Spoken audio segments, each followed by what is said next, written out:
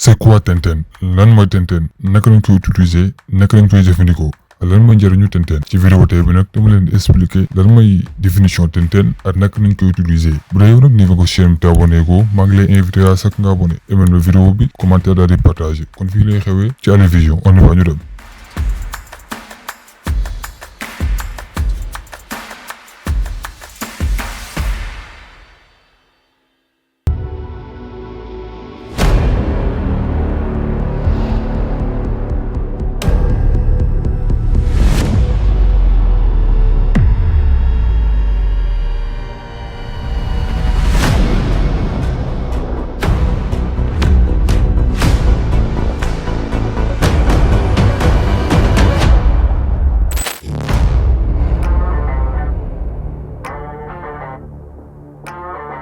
salaamaaleykum mbokki internet de safo chaîne bi di Ali Vision gars yi maa ngi leen di nuyu di leen ziare di leen jox seen wàccuwaay di leen wax que ne dal leen ak jàmm ci seen chaîne YouTube bi di Ali Vision tey nag waxtaane wuñ leen ci loo xamante ni si wàllu arnaque la mais dañuy waxtaane ci logiciel bi bees bi nga xamante ni si foo toll yaa ngi koy gis ci réseaux sociaux yi ñuy Tintin lan mooy Tintin ak naka lañ koy utiliser d'abord dañuy dem ma wan leen ni nga xamante ni si moom laa téléchargé application bi di Tintin juste da ngay dem sa Play Store nga daal di koy téléchargé dama leen won présentation li nga xam ne mooy logiciel bi di Tintin naka nga koy ubbee ak li nga xamante ne mooy sa identifiant léegi dama leen di bàyyi ñu daal di dem te ñëwaat.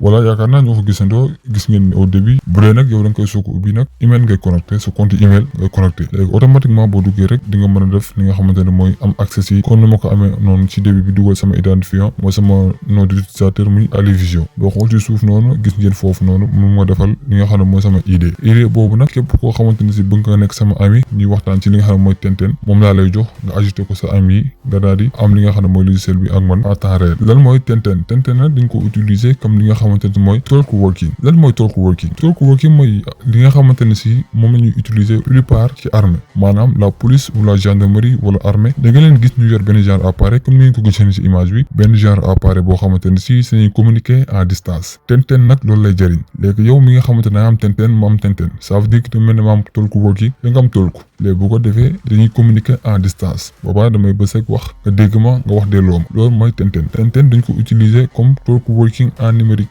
voilà léegi bu ko defee yow mi nga xamante ne yaa ma seetaan su ma la joxoon sama identifiant nga am Tintin sama nom d'utilisateur rek ngay gis boo utiliser li nga xam ne mooy sama code da may am comme ami da ngay am li nga xam ne si mooy sama Tintin voilà. et même boo leen demee App Store wala Play Store ci description bi di nga gis ñu bindee leen foofu talk working mooy ça veut dire comme ni ma la ko waxee mooy comme ni ngeen gisoon noonu sànq ci image bi comme ni ngeen ko gisee nii mooy genre talk working bii la voilà léegi noonu lay fonctionner léegi da nga may jox sa code ma jox la sa code ma ajouté la comme ami boobaa dinañ mën a discuter à distance da nga wax delloo ma wax delloo la voilà lii mooy li nga xamante ne si mooy Tintin ak nii nañ koy utiliser téléchargement bi nag yaakaar naa c'est très simple yow mi yor iPhone da ngay dem App Store yow mi yor Android da ngay dem Play Store ngeen mën ko télécharger voilà gars yi xam naa nag ci laa di sant ak yéen ci vidéo tey bi yaakaar naa nag vidéo bi